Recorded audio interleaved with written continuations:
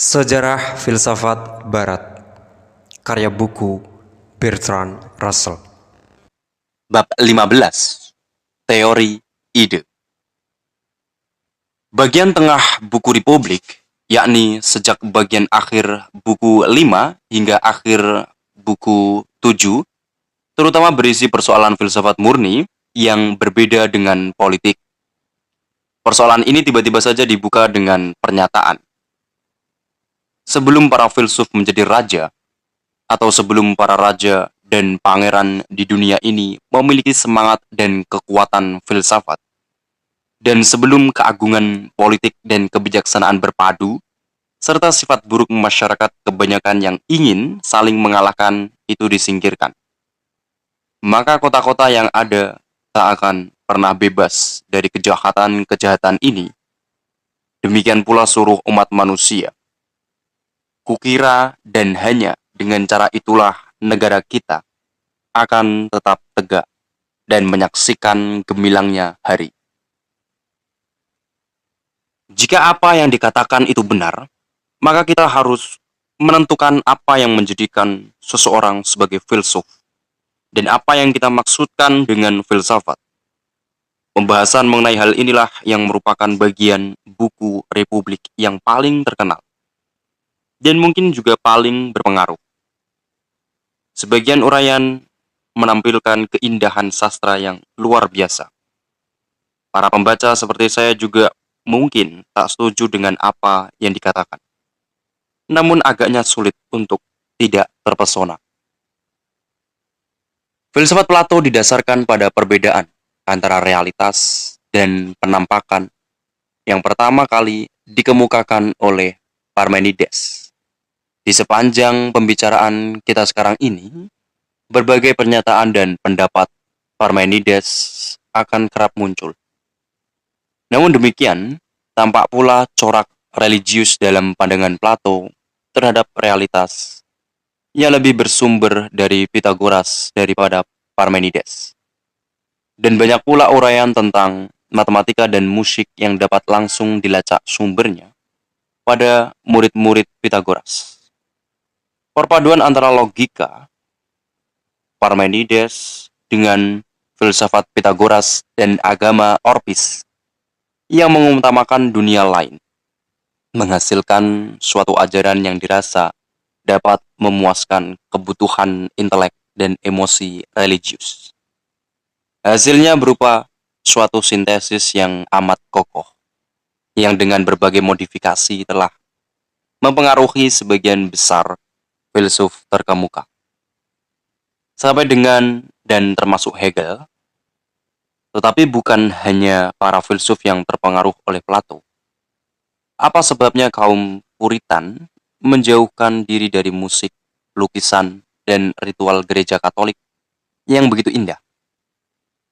Anda bisa temukan jawabannya pada Republik, buku ke-10. Mengapa anak-anak diharuskan belajar aritmetika di sekolah?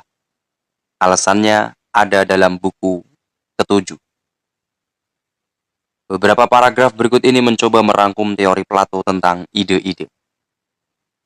Pertanyaan kita adalah, apakah filsuf itu? Jawaban pertama didasarkan pada etimologinya. Seorang filsuf adalah pecinta kebijaksanaan. Namun yang dimaksud di sini berbeda dengan seorang pecinta pengetahuan. Dalam arti bahwa seorang yang selalu ingin tahu bisa saja dikatakan cinta pengetahuan. Rasa keingintahuan yang vulgar tidak membuat orang menjadi filsuf. Dengan demikian, definisinya harus disempurnakan.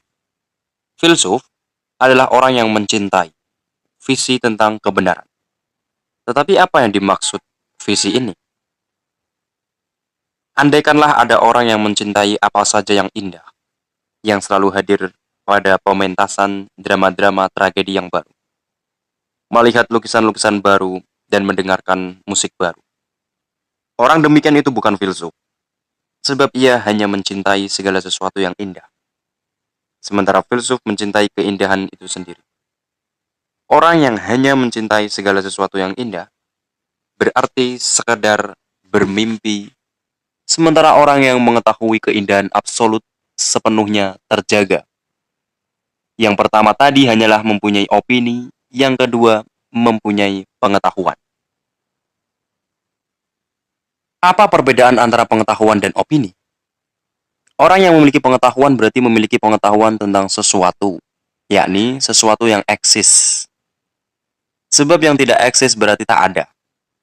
Ini mengingatkan kita pada Parmenides. Jadi pengetahuan tak mungkin salah, sebab secara logis mustahil bisa keliru. Sedangkan opini bisa keliru. Bagaimana bisa demikian? Opini tidak mungkin tentang apa yang tak eksis, sebab ini mustahil. Tidak mungkin pula tentang apa yang eksis, sebab ini adalah pengetahuan. Dengan begitu, opini pastilah tentang apa yang eksis dan tak eksis sekaligus. Tetapi bagaimana ini bisa terjadi? Jawabnya adalah bahwa hal-hal partikular senantiasa mengandung sifat-sifat yang bertentangan. Sesuatu yang indah dari segi tertentu buruk juga. Sesuatu yang adil dari segi tertentu tak adil pula, dan sebagainya. Semua objek indrawi partikular menurut Plato mengandung karakter yang berlawanan ini. Dengan demikian, objek-objek itu memperantai ada dan tak ada, dan cocok sebagai objek opini, namun tidak untuk pengetahuan. Tetapi mereka yang melihat yang absolut, abadi, dan tak berubah, bisa dikatakan mengetahui dan bukan sekedar memiliki opini. Maka kita tiba pada kesimpulan bahwa opini adalah tentang dunia yang tampil pada indera, sedangkan pengetahuan adalah tentang dunia abadi yang supra-indrawi. Sebagai misal, opini berkaitan dengan benda-benda partikular yang indah, sementara pengetahuan berkaitan dengan keindahan itu sendiri. Satu-satunya argumen selanjutnya adalah merupakan suatu pertentangan dengan dirinya sendiri, self-contradictory, jika beranggapan bahwa sesuatu sekaligus indah dan tak indah, atau adil dan sekaligus tak adil. Akan tetapi, di lain pihak, hal-hal partikular memang tampak memadukan sifat-sifat yang bertentangan ini. Dengan demikian, hal-hal partikular bukanlah sesuatu yang real. Heraklitus pernah mengemukakan, kita mencebur sekaligus tidak mencebur ke dalam sungai yang sama. Kita masih kita, sekaligus bukan kita lagi. Sesudah menggabungkan pendapat tadi dengan filsafat Parmenides, berarti kita telah sampai pada kesimpulan Plato. Akan tetapi, ada satu segi yang amat penting dalam ajaran Plato yang tidak dapat dikembalikan sumbernya pada para pendahulunya, yakni teori tentang ide-ide atau forma-forma. Teori ini sebagian bersifat logis, sebagian lagi metafisis. Bagian logisnya berkaitan dengan makna kata-kata umum. Ada banyak binatang individual yang dengan tegas bisa kita katakan ini seekor kucing. Apa yang kita maksudkan dengan kata kucing? Jelas, sesuatu yang berbeda dengan setiap kucing partikular yang ada. Seekor binatang adalah kucing, demikianlah tampaknya. Karena binatang itu memiliki ciri-ciri umum yang lazimnya ada pada semua kucing. Bahasa tak dapat berfungsi tanpa kata-kata umum seperti kucing, dan jelas bahwa kata-kata tersebut bukannya tak bermakna. Tetapi jika kata kucing berarti sesuatu, arti itu tentang bukanlah kucing ini atau itu, melainkan semacam kekucingan atau cattiness universal. Kekucingan ini bukan tercipta di kala seekor kucing partikular lahir dan tidak musnah di kala kucing partikular mati. Pada kenyataannya, kekucingan itu tak berada dalam ruang dan waktu. Ia abadi. Inilah bagian logis dari ajaran yang dimaksud di atas. Apakah pada akhirnya valid atau tidak, argumen ini pada dirinya sendiri cukup kokoh dan benar-benar tak tergantung pada bagian ajaran yang metafisis. Menurut bagian ajaran yang metafisis, kata kucing mengandung arti kucing ideal tertentu. Sang kucing yang diciptakan oleh Tuhan dan bersifat unik, kucing-kucing partikular turut mengambil bagian dalam sifat sang kucing. Namun bisa dikatakan tidak sempurna. Ketidaksempurnaan inilah yang memungkinkan ada banyak kucing partikular. Sang kucing ada secara real, kucing-kucing partikular hanyalah penampakan dalam Republik Buku Terakhir. Sebagai pendahuluan untuk mengutuk para pelukis, Plato memberikan paparan yang sangat jelas mengenai doktrin, ide, dan forma. Plato menjelaskan bahwa jika ada sejumlah individu memiliki nama yang sama, mereka tentunya juga memiliki suatu ide atau forma bersama. Sebagai contoh, meskipun terdapat banyak ranjang, sebetulnya hanya ada satu ide atau forma ranjang. Sebagaimana bayangan pada cermin hanyalah penampakan dan tidak real. Demikian pula berbagai ranjang partikular pun tidak real.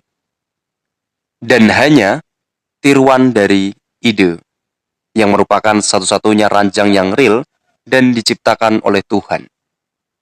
Mengenai ranjang yang satu ini, yakni yang diciptakan oleh Tuhan, kita bisa memperoleh pengetahuan.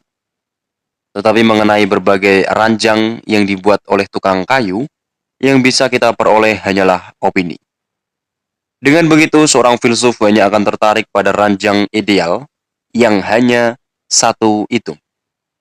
Bukan pada beraneka ranjang yang tercapat dalam dunia.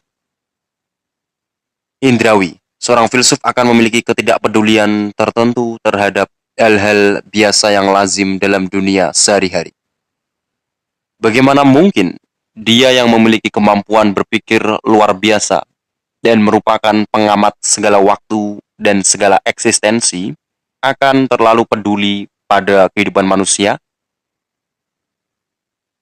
Seorang pemuda yang berbakat menjadi filsuf akan menampakkan perbedaan dengan rekan-rekannya karena ia lebih adil dan beradab, suka belajar, memiliki ingatan yang tajam, serta pikiran yang pada dasarnya memang tertata. Pemuda demikian itu layak dididik untuk menjadi filsuf dan serdadu.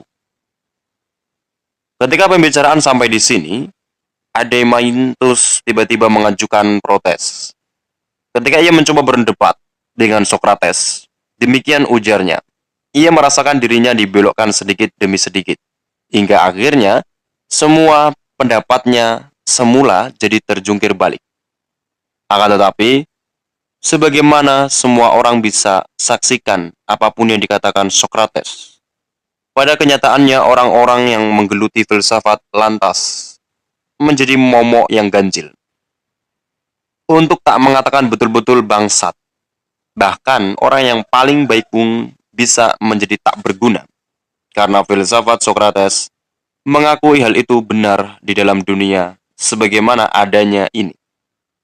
Namun ia berpendapat bahwa yang mestinya disalahkan adalah orang-orang lain, bukan para filsuf. Dalam masyarakat yang bijaksana, para filsuf tidak akan tampak tolol. Hanya ketika berada di antara orang-orang dungulah seorang yang bijaksana dituding tak punya kebijaksanaan. Apa yang harus kita perbuat di tengah dilema ini?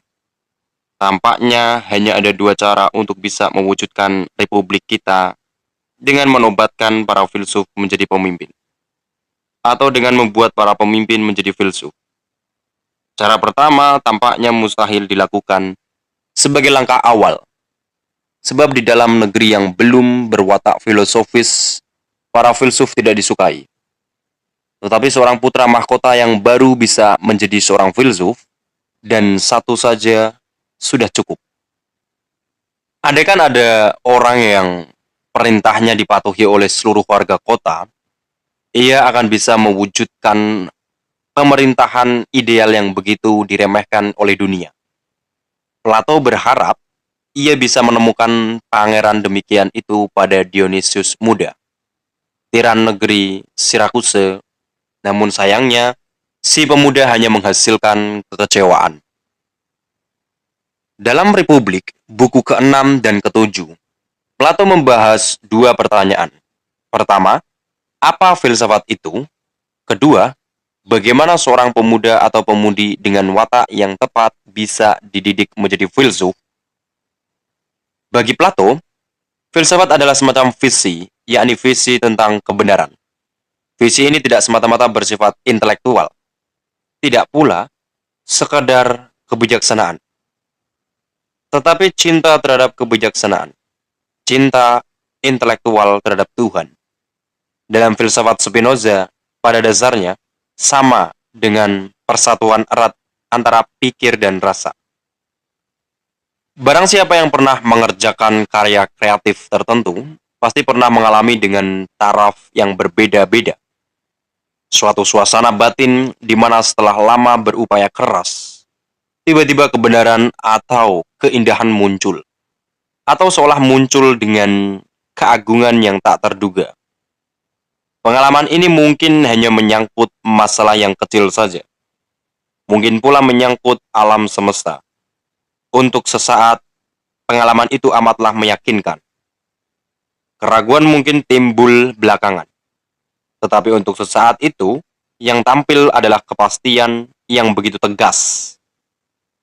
Saya kira sebagian besar karya kreatif yang terbaik dalam bidang seni, ilmu pengetahuan, sastra, dan filsafat adalah hasil dari pengalaman demikian itu. Apakah munculnya pengalaman itu pada orang-orang lain sama dengan yang terjadi pada saya? Tak dapat saya pastikan. Pada diri saya sendiri, saya melihat bahwa ketika saya ingin menulis sebuah buku mengenai masalah tertentu, pertama-tama saya harus menggelamkan diri dalam beraneka macam detail, hingga berbagai bagian yang saling tercerai-berai mengenai masalah tadi menjadi akrab bagi saya. Kemudian di suatu ketika, jika saya bernasib baik, saya akan dapat menangkap masalah itu secara keseluruhan, di mana berbagai bagiannya telah saling terjalin cukup rapi. Sesudah itu, saya tinggal menuliskan apa saja yang telah saya saksikan itu. Perbandingannya yang terdekat adalah pertama-tama, kita harus menyusuri seluruh permukaan sebuah gunung di tengah cuaca yang penuh kabut, sampai setiap jalan setapak tebing dan lembahnya betul-betul kita kenali. Dan selanjutnya, dari suatu tempat di kejauhan, kita bisa menatap gunung itu secara keseluruhan dan jelas, di bawah terang matahari yang cemerlang. Saya percaya pengalaman itu penting untuk menghasilkan karya kreatif yang baik. Tetapi itu saja belum cukup. Bahkan kepastian subjektif yang hadir dalam pengalaman itu bisa sangat menyesatkan. William James pernah mengisahkan pengalaman seseorang yang menghirup gas membius. Ketika masih dalam pengaruh biusnya, ia mengetahui rahasia alam semesta. Namun ketika ia mulai tersadar, pengalaman itu terlupa. Akhirnya dengan usaha keras ia menulis rahasia itu sebelum visi yang ia dapatkan benar-benar hilang. Ketika telah sadar sepenuhnya, cepat-cepat ia periksa apa yang ditulisnya. Terbaca di situ, bau gas menyebar kemana-mana. Apa yang tampak sebagai pemahaman yang datang tiba-tiba bisa menyesatkan. Dan harus dikaji dengan penuh kesadaran ketika keterbiusan yang mulia itu telah berlalu. Visi Plato yang sepenuhnya ia yakini ketika ia menulis Republik, akhirnya memerlukan bantuan sebuah tamsil, yakni tamsil tentang gua, untuk menyampaikan maksudnya kepada pembaca. Namun, sebelum sampai ke situ, ia menyajikan berbagai telaah pendahuluan yang dimaksudkan agar pembaca meyakini pentingnya dunia ide-ide. Pertama-tama dibedakan antara dunia intelek dengan dunia indrawi. Kemudian intelek dan persepsi indrawi itu masing-masing dipilah lagi menjadi dua macam. Dua jenis persepsi indrawi belum perlu kita cermati. Sedangkan dua jenis intelek masing-masing dinamakan akal dan pemahaman. Antara keduanya, akal memiliki kedudukan lebih tinggi. Akal berkaitan dengan ide-ide murni dan metodenya adalah dialektika. Pemahaman adalah jenis intelek yang dipakai dalam matematika. Kedudukannya lebih rendah karena pemahaman menggunakan hipotesis-hipotesis yang tak dapat diuji. Dalam geometri, umpamanya, kita mengatakan andaikan ABC adalah segitiga yang sisi-sisinya lurus. Tak lazim kita bertanya apakah ABC benar-benar segitiga yang sisi-sisinya lurus. Walaupun sekiranya bangun itu kita gambar sendiri. Kita mungkin yakin bahwa sisi-sisinya tidak lurus sebab kita tak bisa menggambar garis yang lurus mutlak. Karena itu matematika tak dapat mengatakan apa yang sebenarnya, kecuali hanya apa yang kira-kira demikian. Tak ada garis lurus dalam dunia indrawi. Dengan demikian, jika matematika ingin mencapai kebenaran yang melebihi kebenaran hipotesis, harus ditemukan bukti adanya garis lurus yang supra-indrawi di dalam dunia supra-indrawi. Kehendak ini tak dapat dilakukan oleh pemahaman, namun menurut Plato bisa dilakukan oleh akal, yang membuktikan bahwa ada segitiga bergaris lurus di surga. Sehingga proposisi-proposisi geometri bisa dibenarkan secara kategoris, bukan hanya secara hipotetis. Sampai di sini timbul masalah yang agaknya luput dari perhatian Plato. Meskipun masalah itu cukup jelas bagi para filsuf idealistis modern. Telah kita simak bahwa Tuhan hanya menciptakan satu ranjang. Dan sudah sewajarnya untuk beranggapan bahwa ia hanya mencipta satu garis lurus. Namun jika ada segitiga ideal, maka setidaknya Tuhan harus mencipta 3 garis lurus. Objek-objek geometri, walaupun itu objek ideal, tentu harus tampil dalam bermacam-macam contoh. Kita memerlukan kemungkinan adanya 2 lingkaran yang saling memotong, dan sebagainya. Ini menunjukkan bahwa geometri berdasarkan teori Plato tak akan bisa mencapai kebenaran puncak, kecuali hanya bisa ditempatkan sebagai bagian dari studi tentang penampakan. Walaupun demikian, kita abaikan dulu masalah ini. Plato berusaha menjelaskan perbedaan antara visi intelektual yang jelas dan visi persepsi indrawi yang kabur, dengan jalan membandingkannya dengan indera penglihatan. Indera penglihatan, katanya, berbeda dengan alat-alat indrawi lainnya. Sebab indera penglihatan tidak hanya memerlukan mata dan objek yang dilihat, tetapi juga perlu cahaya. Kita bisa melihat objek dengan jelas ketika matahari menyinarinya. Dalam cahaya tamaram penglihatan kita kabur. Dan dalam gelap gulita, kita tak dapat melihat sama sekali. Dunia ide-ide adalah apa yang kita lihat ketika objek diterangi matahari. Sedangkan dunia di mana segala sesuatu tak abadi adalah dunia yang kabur karena temaramnya cahaya. Mata sebanding dengan jiwa, dan matahari sebagai sumber terang sebanding dengan kebenaran atau kebaikan. Jiwa ibarat mata ketika menatap sesuatu yang diterangi kebenaran dan ada being, jiwa dapat menangkap dan memahami, dan jiwa pun berbinar karena kecerdasan. Namun ketika dialihkan pada tamaramnya, dunia di mana segalanya selalu berubah dan musnah, jiwa hanya memperoleh opini, sementara binar kecerdasannya pun meredup.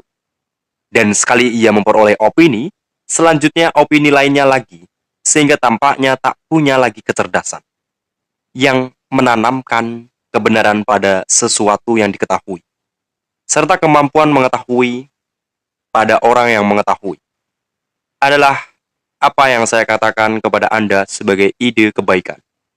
Dan ini bisa Anda anggap sebagai sumber ilmu pengetahuan. Ini lantas membawa kita pada tamsil terkenal tentang gua atau liang. Menurut tamsil itu, mereka yang tak memiliki pengetahuan filsafat bisa diibaratkan sebagai para narapidana dalam gua, yang hanya bisa memandang ke satu arah karena tubuhnya terikat. Sementara di belakangnya ada api menyala dan di depannya ada dinding gua. Di antara para narapidana dan dinding gua hanya ada ruang kosong yang bisa mereka lihat hanyalah bayang-bayang dirinya sendiri. serta bayangan benda-benda di belakang mereka yang dipantulkan pada dinding gua oleh cahaya api. Mereka tak bisa lain kecuali menganggap bayang-bayang itu sebagai kenyataan dan tak punya pengertian tentang benda-benda yang menjadi sumber bayang-bayang. Pada akhirnya, seseorang berhasil lolos dari gua dan keluar menuju dunia terang. Untuk pertama kalinya, ia melihat segala sesuatu yang nyata dan sadar bahwa sebelumnya ia tertipu oleh bayang-bayang. Jika ia adalah seorang filsuf yang berbakat menjadi pemimpin, ia akan merasa berkewajiban untuk kembali lagi ke dalam gua dan menemui teman-temannya sesama narapidana, mengungkapkan kebenaran kepada mereka dan menunjukkan mereka jalan keluar gua. Tetapi ia akan menemui kesulitan untuk mengajak mereka, sebab begitu datang dari dunia terang, ia tak bisa lagi melihat bayang-bayang secara jelas. Jika dibandingkan teman-temannya, sehingga di mata teman-temannya, ia tampak menjadi lebih bodoh daripada sebelum ia bebas. Dan sekarang, kataku, izinkanlah aku melukiskan suatu gambaran tentang beberapa jauhkah diri kita tercerahkan atau tak tercerahkan.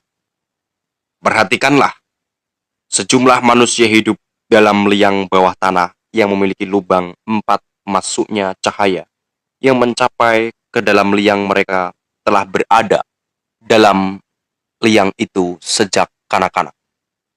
Sementara kaki dan leher mereka dibelenggu sehingga tak dapat bergerak, dan mereka hanya bisa memandang ke arah depan, sebab kepala mereka terhalang rantai sehingga tak dapat menoleh. Di sebelah atas dan belakang mereka ada api menyala dari jarak tertentu. Dan di antara api dan para narapidana itu ada jalan mendaki, dan jika kau perhatikan, kau akan melihat ada dinding rendah yang dibangun di sepanjang jalan itu, seperti kelir yang ada di muka para pemain wayang, di mana mereka mempertunjukkan wayang-wayang yang dimainkan. Iya, aku mengerti. Dan tidakkah kau lihat, kataku, orang-orang mondar-mandir di sepanjang dinding itu sambil membawa segala macam bejana, patung, dan boneka-boneka binatang yang terbuat dari kayu, batu, dan bahan-bahan lainnya. Sehingga bayangan mereka tampak di permukaan dinding. Di antara orang-orang lewat itu ada yang berbicara dan ada yang diam saja. Telah kau perlihatkan padaku gambaran yang aneh, dan mereka pun adalah narapidana yang ganjil. Seperti diri kita sendiri, jawabku, dan mereka hanya bisa melihat bayangan mereka sendiri, atau bayangan orang lain yang dipantulkan oleh api pada dinding gua di depannya. Posisi kebaikan, the good, dalam filsafat Plato sangat istimewa. Ilmu pengetahuan dan kebenaran, ujarnya, adalah seperti kebaikan, namun kebaikan lebih tinggi kedudukannya. Kebaikan bukanlah esensi, namun jauh melebihi esensi dalam hal derajat dan dayanya. Dialektika mengantarkan ke ujung terakhir dunia intelektual, dan baru sesudah itu kebaikan absolut dapat ditangkap. Dengan sarana kebaikanlah, dialektika bisa melepaskan diri dari hipotesis-hipotesis para matematisi. Asumsi dasarnya adalah bahwa realitas yang berbeda dengan penampakan adalah sepenuhnya dan seutuhnya baik. Jika dapat menangkap kebaikan, berarti dapat pula menangkap realitas. Di sepanjang filsafat Plato terjadi perpaduan antara intelek dan mistisisme sebagaimana terdapat dalam Pythagoreanisme. Namun pada puncaknya jelas bahwa mistisisme lebih diutamakan. Doktrin Plato tentang ide-ide mengandung sekian kesalahan yang cukup jelas, dan dari demikian, doktrin itu pun menyumbangkan kemajuan penting dalam filsafat. Sebab inilah teori pertama yang menekankan masalah tentang universal, yang dalam berbagai bentuknya masih bertahan hingga sekarang. Semua langkah awal lazimnya memang masih mentah. Namun, orisinalitas gagasan itu tak seyogyanya dinilai hanya berdasarkan kementahannya. Ada sekian persoalan yang tetap tak terlepas dari apa yang sudah dibicarakan Plato. Meski segala koreksi penting telah dilakukan, di antara persoalan yang masih sering dibicarakan itu. Bahkan menurut mereka, yang paling memusuhi Plato sekurang-kurangnya adalah kita tak dapat mengungkapkan diri lewat bahasa yang sepenuhnya terdiri dari nama-nama diri, proper names, namun bahasa juga harus terdiri dari kata-kata umum seperti manusia, anjing, kucing, atau jika bukan itu, harus mengandung kata-kata penghubung seperti serupa, sebelum, dan sebagainya. Kata-kata tersebut bukan sekedar suara-suara yang tak bermakna dan sulit untuk memahami bagaimana kata-kata itu bisa mengandung makna jika dunia sepenuhnya hanya berisi benda-benda partikular. Seperti yang diacu oleh nama-nama diri. Mungkin ada sekian cara untuk membahas argumen ini. Tetapi bagaimanapun juga akan tetap tiba pada keadaan yang secara prima facie tak bisa menghindar dari universal.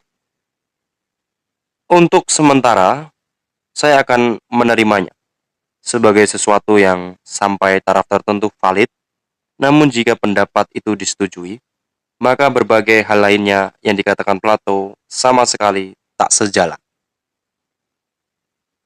Pertama-tama, Plato tak punya pemahaman tentang sintaksis filsafat.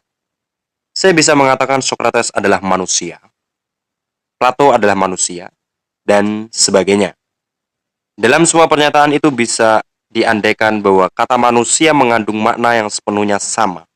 Tetapi apapun artinya, kata itu memiliki arti yang tak sepenuhnya sama dengan Socrates, Plato, dan individu-individu lainnya yang membentuk umat manusia. Human di situ adalah kata sifat. Tak ada artinya jika mengatakan manusia adalah manusia.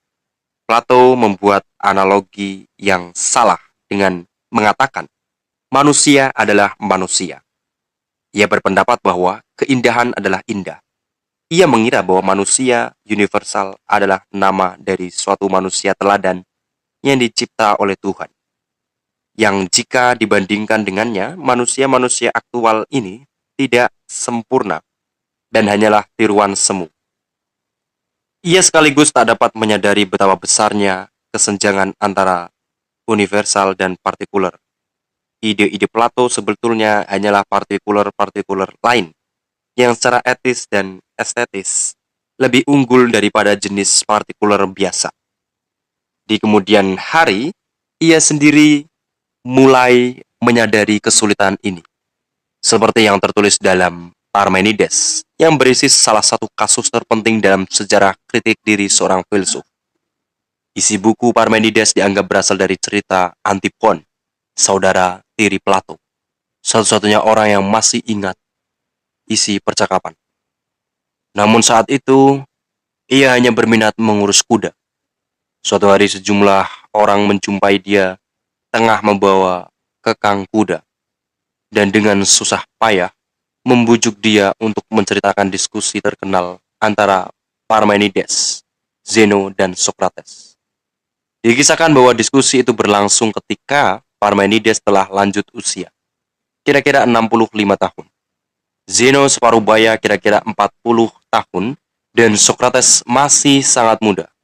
Socrates menguraikan teori ide, ia yakin bahwa ada ide-ide seperti kesamaan, keadilan, keindahan, dan kebaikan. Ia kurang pasti apakah ada ide manusia dan dengan jengkel ia menolak bahwa ada ide benda-benda seperti rambut, lumpur, dan kotoran. Kendati pun ia menambahkan, kadangkala ia berpikir bahwa tak ada sesuatu pun jika tak ada ide. Ia kemudian membuang jauh-jauh pandangan ini, sebab ia khawatir akan terjumus ke dalam jurang omong kosong yang tak berdasar. Ya, Socrates, ujar Parmenides. Ini karena kamu masih muda. Jika tak keliru, akan tiba saatnya di mana filsafat akan lebih mempengaruhi dirimu. Dan saat itu, kau tak akan lagi mengabaikan hal-hal yang paling remeh sekalipun. Socrates sepakat bahwa menurutnya ada ide-ide tertentu yang terhadapnya semua hal lain mengambil bagian. Dan darinya, hal-hal itu memperoleh nama, bahwa hal-hal yang serupa umpamanya menjadi serupa sebab mereka mengambil bagian dan keserupaan. Dan hal-hal besar menjadi besar sebab mereka mengambil bagian dalam kebesaran. Dan bahwa hal-hal adil dan yang indah menjadi adil dan indah karena mengambil bagian dalam keadilan dan keindahan. Kini giliran Parmenides mengajukan beberapa kesulitan. A. Apakah suatu hal tertentu mengambil bagian dalam suatu ide secara utuh, ataukah hanya sebagian? Masing-masing kemungkinan mengandung kesulitan. Pada kemungkinan pertama, maka ada sesuatu yang harus hadir di banyak tempat.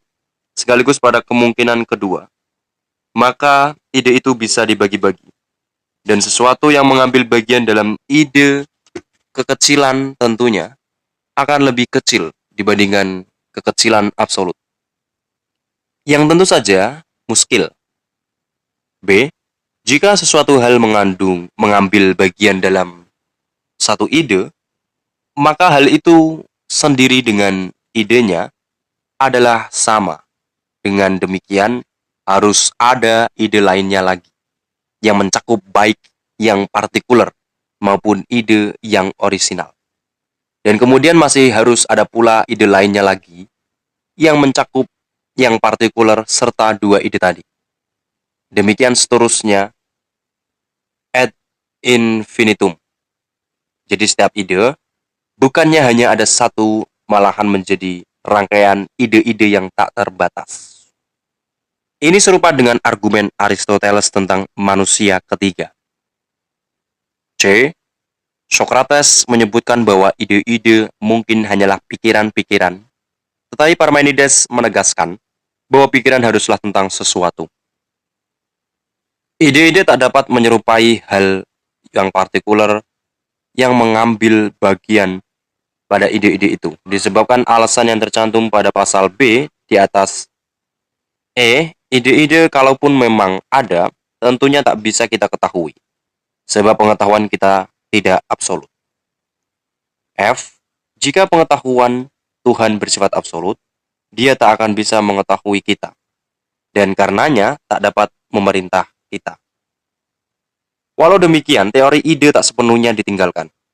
Tanpa ide, kata Socrates, tak akan ada sesuatu yang dapat dijadikan dasar bagi pikiran, sehingga penalaran akan mati.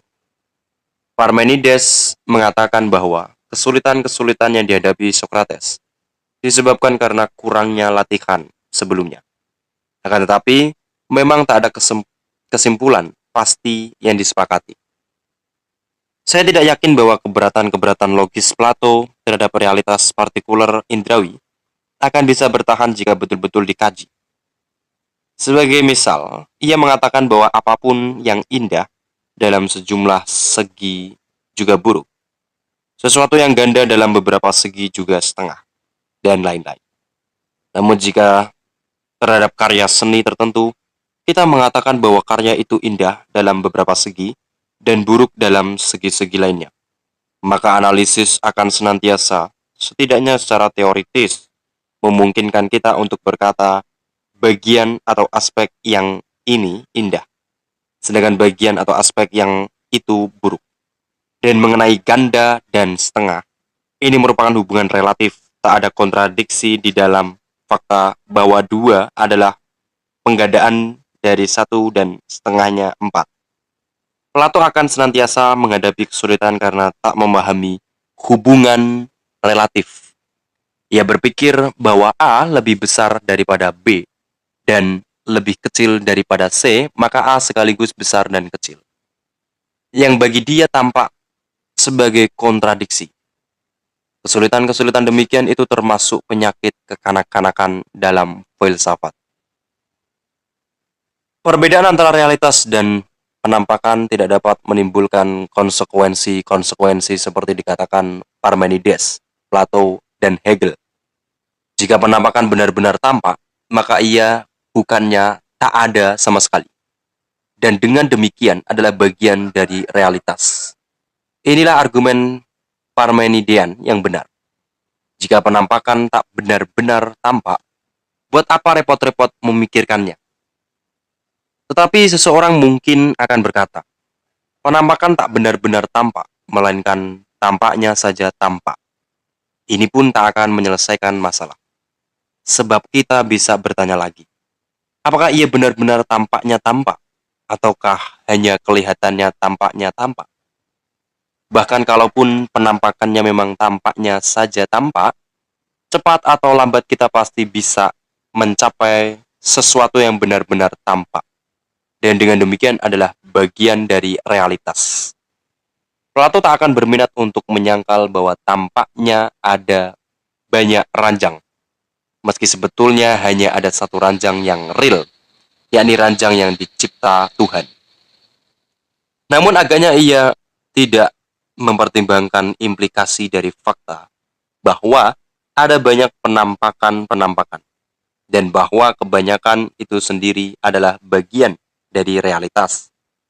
Upaya apapun yang dilakukan untuk membagi dunia menjadi bagian-bagian, di mana bagian yang satu lebih real daripada bagian lain, akan selalu berakhir dengan kegagalan. Sehubungan dengan hal ini, ada lagi pandangan Plato yang ganjil, bahwa pengetahuan dan opini mengarah pada rokok persoalan yang berbeda. Kita lazim mengatakan jika saya pada pokok persoalan yang berbeda.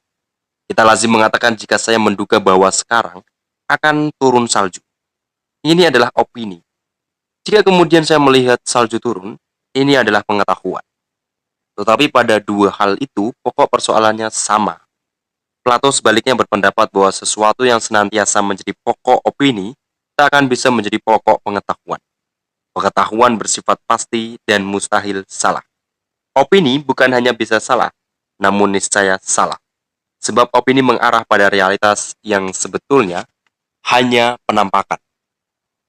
Semua pendapat ini hanya mengulang apa yang telah dikatakan oleh Parmenides. Ada satu segi di mana metafisika Plato agaknya berbeda dengan metafisika Parmenides. Bagi Parmenides, yang ada hanyalah yang tunggal. Bagi Plato, ada banyak ide-ide. Bukan hanya ada keindahan, kebenaran, dan kebaikan. Tetapi seperti telah kita simak, ada juga ranjang ideal yang dicipta oleh Tuhan. Ada manusia ideal, anjing ideal, kucing ideal, dan sebagainya. Hingga semua yang ada dalam bahtera Nabi Nuh, bagaimanapun juga semua ini di dalam republik, tampaknya belum dipertimbangkan masak-masak. Ide atau forma platonis bukanlah suatu pikiran, meskipun bisa menjadi objek pikiran. Sulit untuk mengerti bagaimana Tuhan semula bisa menciptakannya, sebab ide itu tak terbatas waktu. Dan Tuhan tentunya tak mungkin bisa memutuskan untuk mencipta ranjang, kecuali pada saat dia memutuskan telah ada ranjang ideal Plato sebagai objek pikirannya, yang baru kemudian dia diciptakan. Sesuatu yang tak terbatas waktu mustahil diciptakan. Di sini kita berhadapan dengan persoalan yang telah menyulitkan banyak teolog filsuf. Hanyalah dunia kontingen. Dunia dalam ruang dan waktu yang dapat diciptakan, tetapi ini jugalah dunia sehari-hari yang dikutuk sebagai kenyataan semu sekaligus buruk. Dengan demikian, sang pencipta tentunya hanya mencipta ilusi dan kejahatan.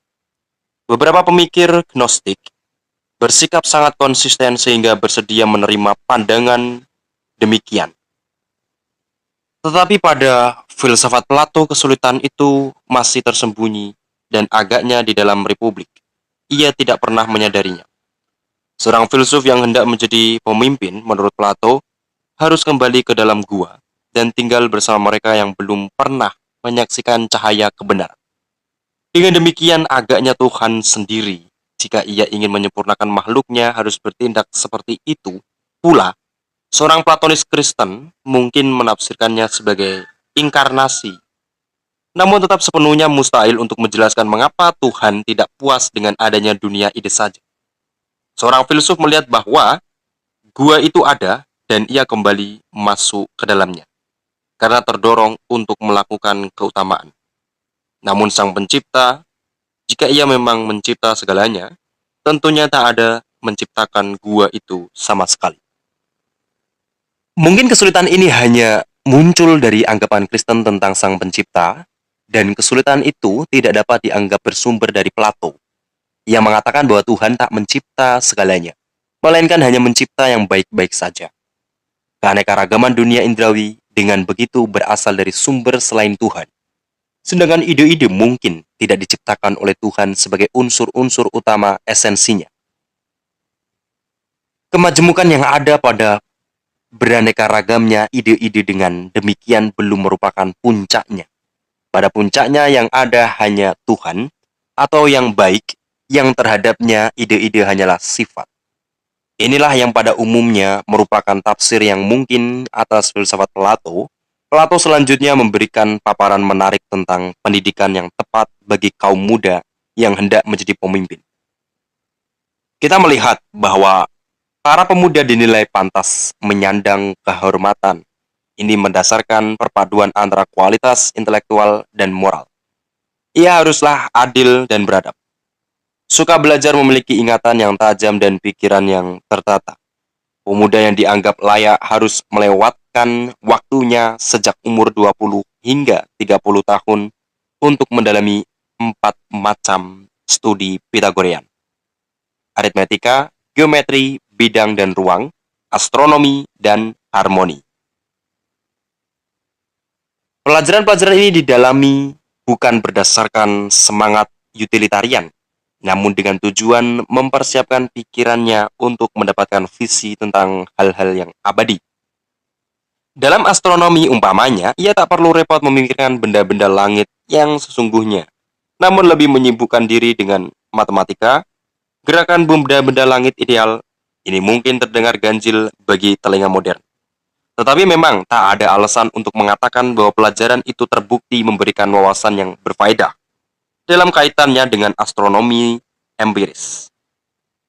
Sebelum ditelaah dengan amat seksama, gerakan planet-planet tampak tak teratur dan pelik, dan sama sekali bukan kenyataan demikianlah yang dikehendaki oleh Sang Pencipta dalam pandangan mazhab Pitagorean. Sudah jelas bagi setiap orang Yunani bahwa alam semesta haruslah menjelmakan keindahan matematis, dan hanya demikianlah halnya jika planet-planet bergerak dalam bentuk lingkaran. Pandangan semacam ini terutama jelas dimiliki oleh Plato, mengingat penekanannya atas yang baik. Lantas timbul persoalan, adakah hipotesis tertentu yang mereduksi gerakan planet-planet yang tampak tak teratur menjadi gerakan yang tertib, indah, dan sederhana? Sekiranya ada ide tentang yang baik, akan mengarahkan kita untuk mendukung tesis itu. Aristarchus dari Samos mengemukakan hipotesis demikian bahwa semua planet termasuk bumi bergerak mengelilingi matahari dalam bentuk lingkaran. Pendapat ini ditolak selama 2000 tahun. Sebagian karena wibawa Aristoteles yang menganut hipotesis yang agak serupa dengan pandangan kaum Pitagorean. Pendapat itu dihidupkan kembali oleh Kopernikus, dan keberhasilan pandangannya mungkin tampak membenarkan bias estetik Plato di dalam astronomi. Akan tetapi sayangnya, Kepler menemukan bahwa planet-planet beredar dalam bentuk elips, bukan lingkaran, di mana matahari sebagai fokusnya bukan di tengah-tengahnya. Selanjutnya, Newton menemukan bahwa planet-planet itu bahkan tak beredar dalam bentuk yang benar-benar elips. Maka sederhana, geometris yang didambakan Plato, dan tampaknya ditemukan oleh Aristarchus dari Samos, pada akhirnya terbukti sebagai harapan kosong. Sekelumit sejarah ilmu pengetahuan ini menjadi bukti atas suatu pepatah umum bahwa hipotesis apapun bagaimanapun muskilnya bisa jadi bermanfaat bagi ilmu pengetahuan. Jika hipotesis itu mendorong seorang penemu untuk memahami berbagai hal dengan cara baru, tetapi jika hipotesis itu hanya memberikan dorongan secara kebetulan, maka tampaknya justru akan menjadi batu sandungan bagi kemajuan lebih lanjut.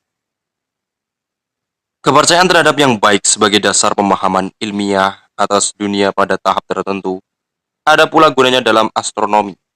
Tetapi pada setiap tahap selanjutnya kepercayaan itu justru merugikan.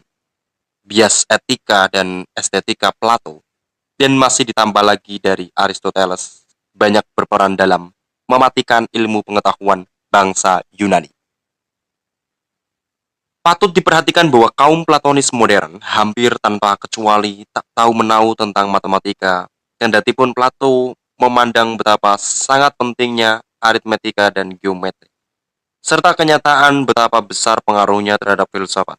Ini menjadi contoh betapa buruknya dampak spesialisasi. Orang tidak boleh menulis tentang Plato kecuali jika ia telah menghabiskan sebagian besar masa mudanya untuk mempelajari bahasa Yunani, sehingga tak sempat lagi mempelajari apa yang dianggap penting oleh Plato.